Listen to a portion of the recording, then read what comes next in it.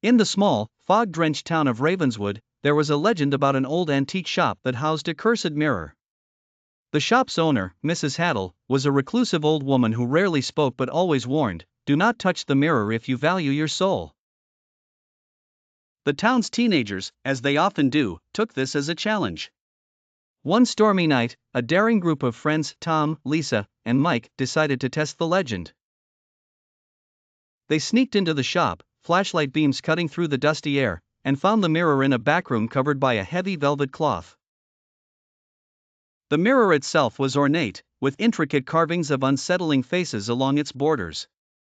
Ignoring the warnings, Tom, the bravest of the group, pulled off the cloth. As they peered into the mirror, their reflections stared back, but something was off.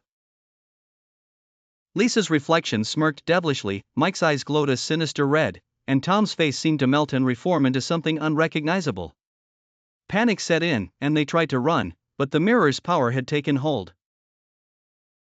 The room transformed, twisting and turning into a labyrinth of impossible hallways and doors that led nowhere. The walls seemed to close in, whispers of lost souls filling the air. Desperate, Mike remembered Mrs. Haddle's cryptic warning about the mirror.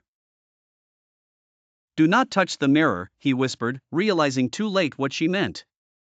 Tom, now almost unrecognizable, tried to shatter the glass, but his hand passed right through it. The mirror was a portal, not of glass but of something else entirely. Shouts turned to screams, and reality splintered like shards of glass around them. Just as they thought all hope was lost, Mrs. Haddle appeared in the doorway, her voice booming, "Enough?" She began chanting in a language none of them understood. The mirror's pull weakened, and the room began to return to its original form. The friends collapsed, gasping for breath as the mirror was once again covered by the velvet cloth.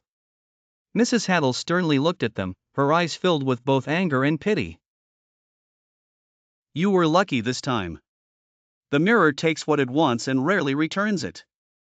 Leave now and never come back." The friends stumbled out of the shop, vowing never to speak of what they had seen. The legend of the haunted mirror endured, a dark reminder that some things are better left undisturbed.